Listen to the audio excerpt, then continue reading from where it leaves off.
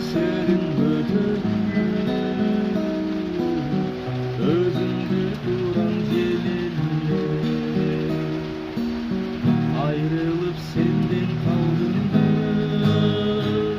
özümde azdım unutur emin kaldım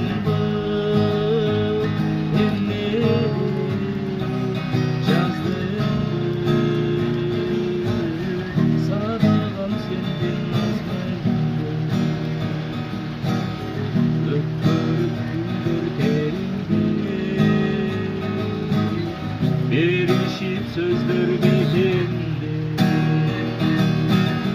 Boş dostluk var